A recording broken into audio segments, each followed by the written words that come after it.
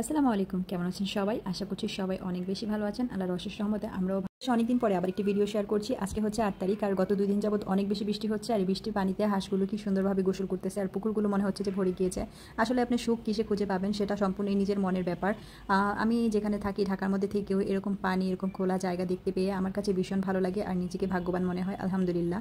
অনেকে দেখা গেছে যে ভালো অনেক উন্নত এলাকায় থাকে, যেখানে হচ্ছে এরকম পুকুর টুকুর দেখা যায় না। অনেক ভালো ভালো জায়গায় অনেকে থাকে যেখানে অনেক সুযোগ সুবিধা রয়েছে, তবে আসলে তার থেকে আমার কাছে এই পরিবেশটাই বেশি ভালো লাগে। ওই যে বলেছি মনের ব্যাপার, আপনার কাছে কি ভালো লাগবে সম্পূর্ণ আপনার উপর নির্ভর করে। আর বৃষ্টিতে আমার গাছগুলো ভিজে একদম স্নিগ্ধ হয়ে গিয়েছে, আর বৃষ্টিতে গাছ কিন্তু অনেক সুন্দর হয়ে যায়। তো এদিকে একটা পুঁইশাক গাছ দেখতে পাচ্ছেন, এই পুঁইশাকগুলো হচ্ছে আমরা খাওয়ার পরে আমি লাগিয়ে রেখেছিলাম। তো সেখান থেকে 4টা গাছ হয়েছে আর একটা ভীষণ বড় হয়েছে, মাশাল্লাহ খুব সুন্দর লাগছিল। আর এখান থেকে আজকে কিছু পাতা তুলে নিচ্ছি। আমি হচ্ছে বৃষ্টি দেখে খিচুড়ি বসিয়ে এসেছি চুলায়, তো ভাবলাম যে বারান্দা থেকে নিজের গাছের পুঁইশাক নিয়ে যাই, পুঁইশাক দিয়ে দিব খিচুড়িতে। পুঁইশাক দিলে খিচুড়ি আসলে মজা হয়। আর আজকে হচ্ছে সবজি খিচুড়ি রান্না করতেছি, তো বেশ কিছু পাতা কিন্তু নিয়ে নিয়েছি। আর এদিকে এই যে আমি খিচুড়ি বসিয়ে গেছিলাম, তো চালটা আধা আধা সিদ্ধ হয়ে গেছে। এরপরে হচ্ছে আমি পুঁইশাকগুলো দিয়ে দিলাম। আর খিচুড়ি রান্নাটা ওইভাবে আর শেয়ার করিনি, তো খিচুড়িটা হইতে থাক আর আমি ওদিক দিয়ে হচ্ছে পুরো ঘরটা একদম ক্লিন করে আসবো। আসলে বৃষ্টি দেখলে তখন বেশি রান্না বান্না করতে ইচ্ছে করে না, তো একটু খিচুড়ি রান্না করে নিতেছি। আর বট আছে, গরুর বট, তো সেটা দিয়েই খেয়ে নেওয়া যাবে।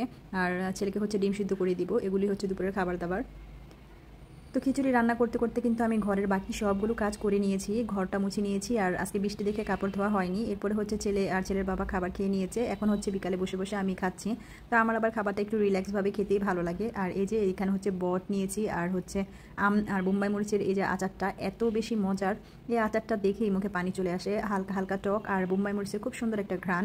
গরম গরম খিচুড়ির সাথে খেতে অনেক লোভনীয় লাগছিল। আর আমি যে এখন ভয়েস দিচ্ছি, এখন আমার কাছে মুখে পানি চলে আসতেছে, এত মজার হয়েছিল আলহামদুলিল্লাহ। এরপরে খাওয়া দাওয়া শেষ করে নামাজ আদায় করে আসরের পরে হচ্ছে আমি একটু ওষুধের বক্সটা ধুয়ে দিয়েছিলাম।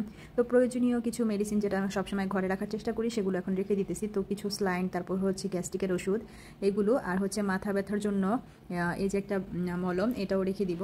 তো প্রায় প্রায় আমার হচ্ছে মাথা ব্যথা করে, তখন হচ্ছে একটু মলম দিলে ভালো লাগে। বৃষ্টির দিনে খুব বেশি কাজ করতে ভালো লাগে না, একটু শুয়ে বসে রিল্যাক্স করতেই ভালো লাগে।